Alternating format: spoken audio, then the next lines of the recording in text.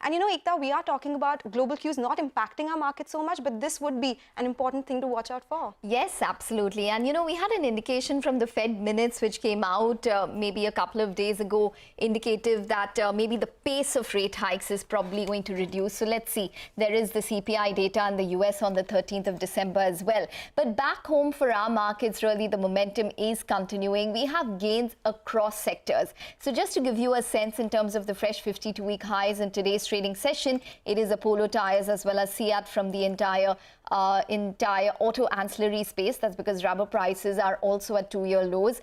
We also have Britannia from the FMCG space, which is at a fresh 52-week high. And we've been talking about banks. ICICI Bank, for example, would be a case in point from the banking sector, financial sector, which is also at a fresh 52-week high. I just want to point out a couple of important statements that we got from Morgan Stanley earlier this morning. We did have a guest from Morgan Stanley who looks at the emerging market space, talking to Lata. And a couple of important statements which stood out according to me was that the valuations in India relative to emerging markets, in fact, is at a 95% premium versus 40 to 45% average. And India, for example, typically grows 150 basis points more than emerging markets. There were a lot of positive statements which came out for India vis-a-vis what we are seeing in terms of emerging markets and the kind of potential that we have. For example, the insurance AUM is sub 2 to 3% in India versus a global average of 8 to 9%. That's what Morgan Stanley is saying. And one of the key triggers is manufacturing rising to 18% versus 15%. Biggest risk continues to be oil, but Morgan Stanley does not see it go above this 80 to 90 odd range that oil is in. So these are a couple of important takeaways. The most important probably being that India also grows at a faster rate versus emerging markets, but valuations are punchy at this point. Okay, interesting takeaways there, Ekta. Thanks for that. But with that, after markets, let's get stock specific now. Carysil is the first corporate on our radar today. The stock has been under pressure, and this year it is down 37% so far and down around 45% from its 52-week high. The weakness in key export markets has hurt the company. Their organic sales are down 13%, while exports have also dipped 21% in Q2. To discuss this more on the business momentum as well, Chirag Parekh, the CMD at the company, is joining us now. Mr. Parekh, good afternoon. Thanks a lot for joining us. Well, exports continue to be a pain point for you. Can you tell us what has it been like in Q3 so far? What is the percentage of exports to total revenues? Yeah, so first of all, thanks for having me at the show. Like I said in my last call, that we having some issues with the inventory from the pre-COVID level, which is having this issue. We're having some amazing sales right now. They had a great Black Friday across the world. We had some calls last week with our customer. The inventory is coming down. So yeah, I mean, there is always sort of the silence after a big storm. We've had a tremendous ride in the last 2 years of our company, when especially the fundamental of the business still remains very strong. Demand of the quartz still remains very high. It is about the pre-COVID inventory, which all the distributors were been carrying at this point of time, where the lead times were about 12 to 16 weeks. And now with the increase in the capacity, the lead times have now fallen down to 2 weeks. So I think it is just matter of time till we are back on track. Okay. When you say matter of time, when you are back on track, you had delayed some expansion as well. So are you probably delaying any kind of revenue targets, margin targets that you had for FY23? Yeah, sure. So while we had just announced that we had delayed the last 200,000 sinks capacity expansion, because we saw an immediate great opportunity for India for making the kitchen hoods and the hobs market. And I think that's going to buy us some time. It's still the export market. We expect to be bouncing back in Q4. But looking at our first half of our results, you will see that we still hit a revenue of 300 crores. And even if we continue at the same rate, we'll still be hitting about close to 600 crore revenue, which would be about 20% over last year. While at this time, I think we never had time to focus on our Indian market. And I think our company is going to put a lot of efforts within the next 6 months to how do we, how do we still emphasize our thrust on the Indian market to grow the domestic revenue. So, Mr. Parekh, when you say 600 crores of revenues in FY23, correct me, earlier guidance was 650 to 700 crore in terms of revenue. So, are you lowering that guidance or will you be able to achieve that number?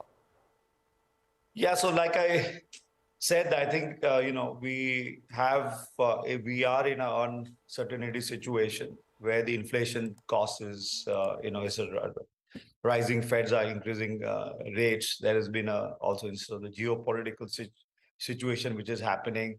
So I guess, yeah. So I think we would not be worried about if 1 or 2 quarters, if it slips down than what our expected target is. But I think that we are quite optimistic that it is the only thing that the plan would be deferred by a quarter or two. Should be back on track as what we have planned. All right. Can you just relay to us what's happening in the export market? Because you get around 70% of your sales from the export market, considering that there could be headwinds because of inflation, slowing growth that we could probably face more prominently in the second half. Can you just give us what kind of trends you're already seeing? Yeah, so like I said, Ekta, that the trend is that inventory is coming down quite dramatically. We see from Q4 that our order booking position it already has started looking improving from Q4. I think the fundamentally there was some I think if I would try to put in the right perspective, as far as you see our primary sales figure falling down, slipping down, that's not the real situation which is happening at the export side. While we have a decrease in revenue by 20% in exports. Do you have any numbers in terms of what you would potentially do in the export business in FY23 versus what you had envisaged earlier?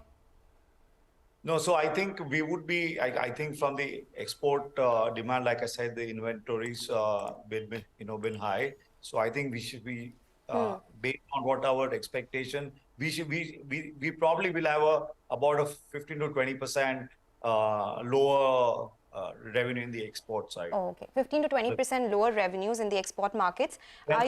Just one clarification, 15 to 20% lower year on year, or do you expect it to be 15 to 20% lower than your earlier expectations? This is on what we had expected. So we would be still higher, but lower than what we expected. Okay, take that point. You have some expansion plans in place. You supply to IKEA as well. Can you give us a sense of how much is IKEA as a percentage of sales? And in appliances, you had some expansion plans in place. Phase 1 should have a revenue potential of around 120 crore rupees, margins at 40%. How much can you scale it up to? And is that something that will start showing in FY24?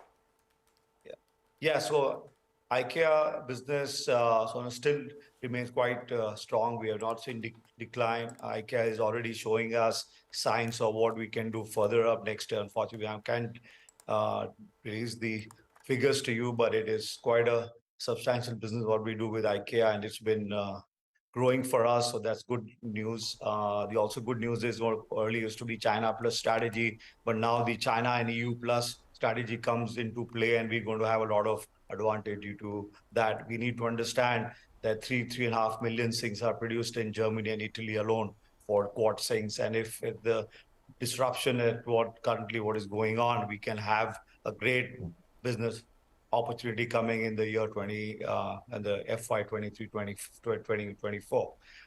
As far as the built-in appliances, the total domestic revenue, I think we expect this year about 120 crore plus, out of which about 20% is going to be the more than I think 25% going to be the built-in appliances. Our goal is to how soon we reach to 100 crore built-in appliances, and we are targeting within the next 3 years we want to reach 100 crore built-in appliances. And hence our focus has now been trying to be more on the Atma-Nirbhar side, and how do we how do we start manufacturing our own built-in appliances to get the edge in terms of cost and as far as the technology.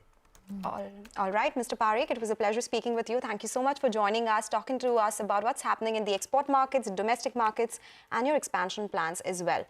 We'll do one thing. We'll slip into a break now. On the other side, Mithun Ashwath, who's the managing partner at